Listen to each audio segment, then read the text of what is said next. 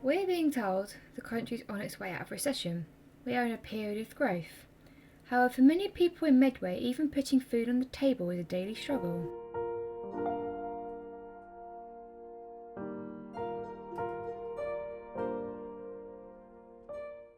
Charities are needed to be put in place to help the 13 million people living under the poverty line in the UK.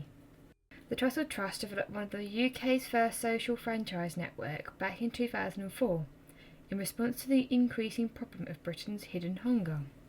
Ian is the project manager of Medway branch. He is responsible for coordinating the distribution of food from the warehouse and centres. The Trussell Trust organisation is a Christian charity which started in Salisbury. Since then, they've opened over 400 food banks. In 2013, 3,500 people were in need of support from food banks. In Medway alone, there are 6 distribution centres set up by the Trussell Trust, with 107 agencies that, like most food banks, give out vouchers. However, they have a different way to operate to other food banks. The way that we operate, with a limitation on the number of times we help, 3 times in 6 months being the guideline. Food banks' clients may receive help, but it's for a short period of time while they wait for their benefits to be approved. That could be the partial reason for the rise in food banks. There is no doubt that some of the demand that we have, a significant amount of the demand we have, has been because of government changes to the benefits system and the types of benefits and how they're claimed.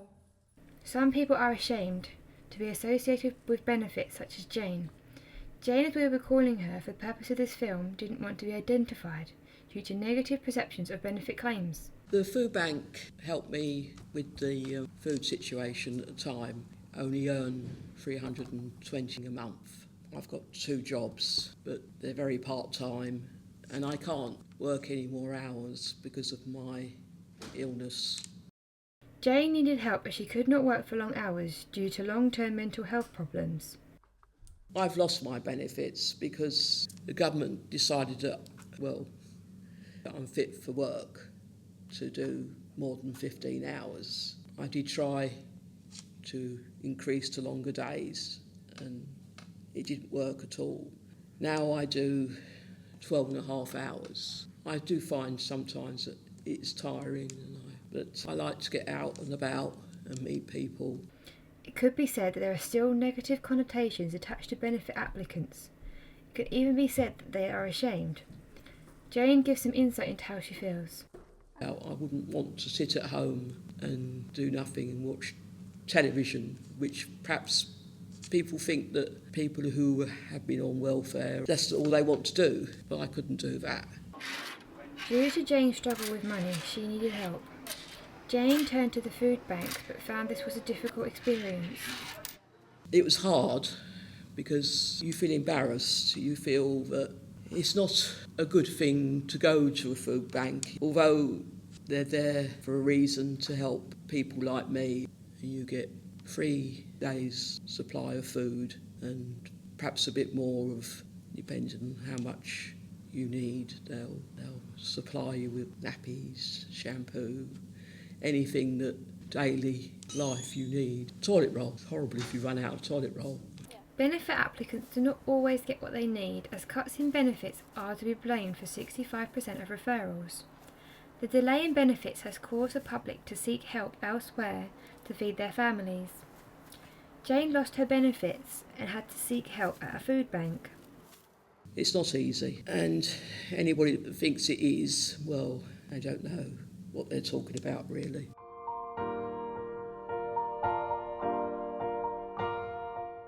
People, such as Jane, that experience the trauma of going without food, rely on the thousands that donate food.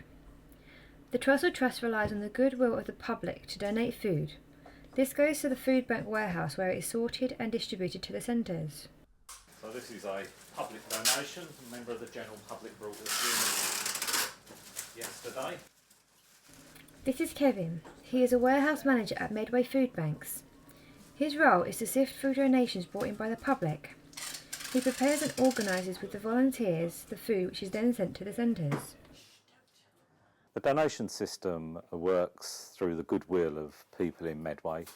They donate food to Medway Food Bank through some of our centres and some of our supporting churches, and many companies and schools donate food either on a regular or a one-off basis.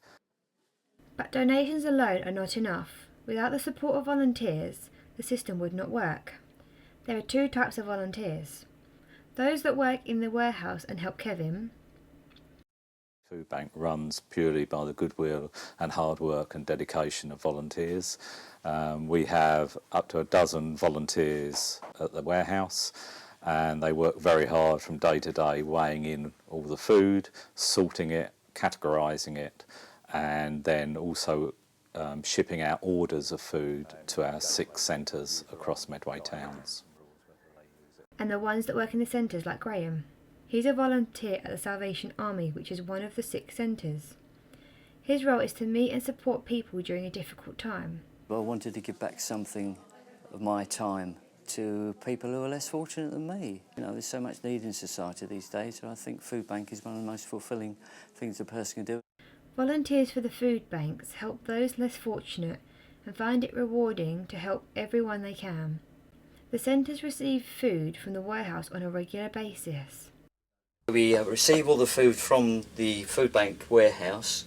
The order's sent out on a Monday, and we receive the food back on a Thursday, and then it's unpacked ready for Friday.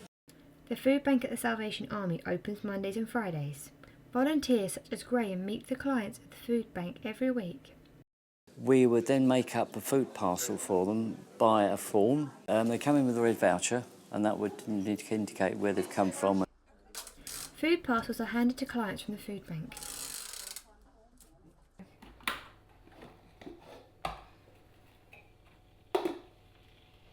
The centres have the facilities for clients to have drinks.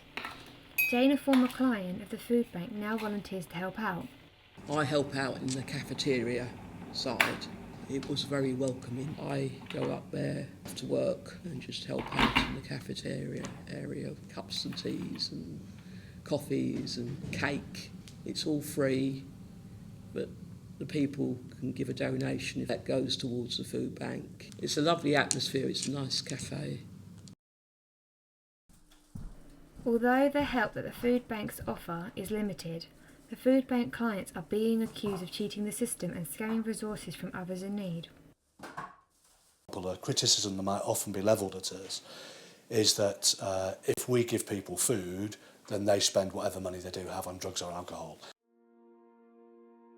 Unfortunately, the stories which make the headlines often reinforce this view. In fact, they criticise food banks themselves. Negative press has been directed to the food banks regarding their checking of the clients that come in the food banks.